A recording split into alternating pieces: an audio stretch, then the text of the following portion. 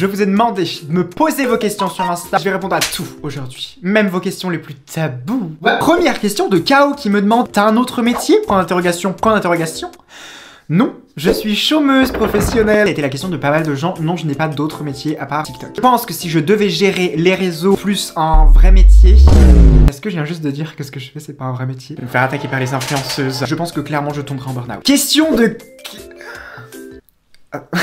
Je vais t'appeler Charlotte à partir de maintenant, c'est moi qui décide. Raconte-nous tes expériences avec le permis. Tu l'as eu direct, etc. MDR. Mon expérience avec le permis a été très compliquée. Préparez-vous, story time. Déjà avant de passer le permis, il fallait que je fasse le code. J'ai raté mon code la première fois. Ensuite j'ai fait mes heures de conduite avec la monitrice machin et tout. C'était horrible. Je ne sais pas où est-ce qu'ils sont formés. Dans les antres des enfers, j'imagine. Puisque tous les moniteurs m'ont fait découvrir à quel point mes capacités de pleurage étaient vraiment endurant. Bien évidemment, j'ai raté mon permis la première fois et je l'ai passé une deuxième fois et cette fois-ci je l'ai eu. Et depuis que j'ai eu mon permis, je touche du bois. J'ai des très vieux implants mammaires. Je n'ai toujours pas eu d'accident. Donc merci à Lady Di, ma plus belle étoile, de veiller sur moi. Maintenant on a une question de qui me demande: est-ce que tu comptes faire un make-up de bad bitch mais avec plein de pustules? C'est très spécifique comme question. Je me sens un peu obligé de le faire du coup maintenant. Pourquoi pas? Je note. Quel est le TikTok que tu as fait et que tu adores? Celui que j'aime le plus au monde, c'est celui où je me maquille en homme. Je trouve que ce TikTok il est hilarant. C'est très rare. Que je rigole à mes propres blagues. Mais pour le coup cette vidéo, pépite. Pépite elle est trop wesh. Pénélope qui me demande: c'est quoi ton livre préféré? Alors malheureusement je ne sais pas lire. Sinon j'ai reçu une brochure EDF il y a pas longtemps. C'était assez intéressant. Donc ouais ça doit être ça mon livre préféré je pense. Ensuite on a Morgan qui me demande: tu caches tes enfants chez toi pour monter tes vidéos? Pas du tout. Qu'est-ce qui te fait croire ça? Question suivante. Souley09 qui me demande: c'est qui la célébrité que tu pourrais marier? Nous ne connaissons jamais réellement les célébrités. Je ne pourrais jamais me marier avec une célébrité ne sachant pas qui elle est réellement. Cette question est vraiment d'une stupide... Maintenant on a oh putain, mettez vos vrais prénoms sur internet. Vous allez faire une crise d'épilepsie à ma langue. Qui s'appelle vraiment Heaven Mastar. Je vais faire une révélation au monde entier. Alors préparez-vous, asseyez-vous et changez de culotte. Sur internet vous me connaissez sous le nom de Heaven. Dans la vraie vie, mon vrai prénom c'est Evan.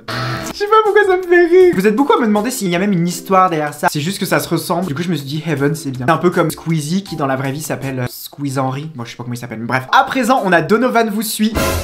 Il est où? Qui me demande pourquoi t'as changé de contenu. Plus de bêtes de make-up, ça me manque. J'ai arrêté de le faire parce que je trouve ça plus intéressant. Désolé. En fait le truc c'est qu'avec les make-up que je fais maintenant, c'est tellement plus facile de faire des blagues et même au niveau du montage d'être un petit peu genre ouh rigolote. Alors que si jamais je faisais des vrais make-up, bah je pense que ce serait beaucoup moins drôle. Je trouve que c'est plus trop dans ma direction artistique. Moi mon objectif en tant que influenceuse, très gros guillemets parce que bon je vois pas qui est-ce que j'influence à part Sainte-Anne, vraiment de montrer le make-up c'est fun en fait. C'est pas juste se maquiller pour camoufler ses imperfections. Le maquillage c'est ça, c'est être joli, mais c'est aussi s'amuser. Que fais-tu à côté de tes vidéos? Sinon continue. Bah déjà merci beaucoup Maxime. Ce que je fais à côté de mes vidéos, bah généralement pas grand chose. J'avoue que pour les regarder c'est plus facile d'être devant que à côté donc Lisa Simpson. C'est carrément pas Lisa Simpson. J'ai cru que c'était Lisa Simpson sur la photo de profil. D'où t'es venue l'idée de faire des montages aussi drôles?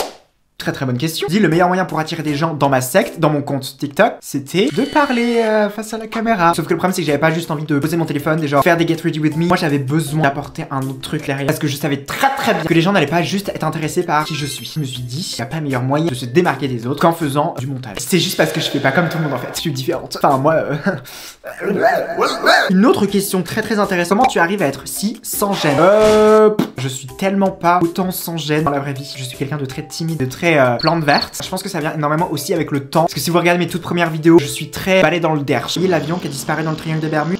Dans mon derche, ça aussi. Une autre très bonne question qui m'a été posée par Champomy. Si tu n'étais pas sur les réseaux, quel métier t'aurais plu? Pour avoir déjà réfléchi énormément à cette question, je pense que je n'aurais rien fait de ma vie. Miskine à moi, j'ai envie de vous dire. Parce qu'en fait, c'est tellement paradoxal. Quand j'ai découvert TikTok, du coup, j'ai découvert les montages. Si jamais il y a une apocalypse, tous les réseaux sociaux à se détruire, je deviendrai genre monteuse vidéo. Mais si jamais j'avais jamais commencé les réseaux, j'aurais jamais découvert que j'adorais à ce point le montage vidéo. Et je pense honnêtement que j'aurais rien fait de ma vie. Mais je pense que je me serais bien vue, genre en mode actrice par exemple. Ou même mannequin. Ou même présidente de l'univers. Alors maintenant on a une question qui a été posée par quelqu'un qui manque de maturité. C'était quoi la texture de ton dernier caca? Mais alors là, je sais pas où est-ce qu'elle s'est crue celle-là, mais je peux pas répondre à ces questions. Immature les gens.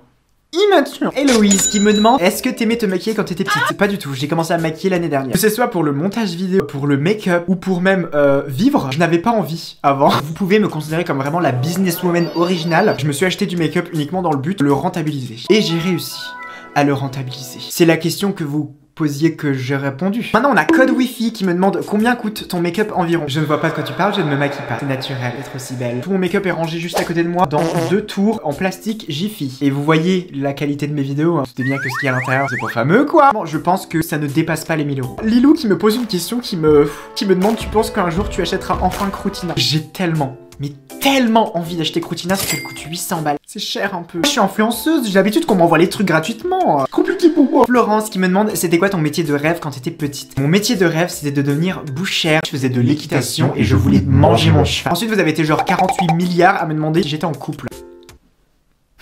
Alors,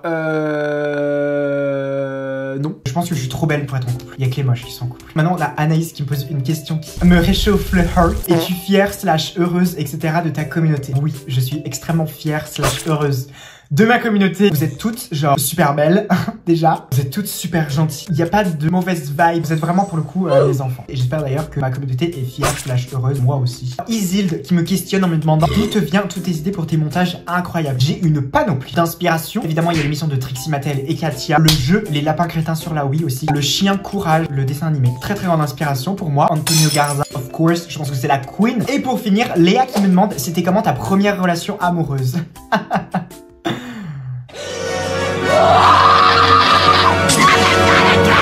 Et voilà mes petits abricots. Oh là là, je suis essoufflé. J'ai essayé de répondre à un maximum de questions. J'espère aussi que cette vidéo vous aura plu. C'est ma toute première vidéo montée sur Premiere Pro. Je laisse Even du montage vous dire si elle a galéré ou pas. Je suis désolé, je vais froisser la moule à pas mal d'entre vous, mais Premiere Pro ça pue la merde. J'ai essayé toutes mes forces, tellement fort que j'ai failli me faire dessus. Bah c'est toujours aussi nul. Ouais, c'est bien ce que je pensais. Et n'oubliez pas de lâcher un like et de vous abonner et de commenter et d'envoyer cette vidéo à toutes vos copines et d'activer la petite cloche. Je crois que c'est ça qu'il faut qu'on dise aussi. Et aussi de venir me suivre sur TikTok et aussi de venir me suivre sur Insta. Et voilà. Oh la vache, elles ont plein de trucs à dire les youtubeuses.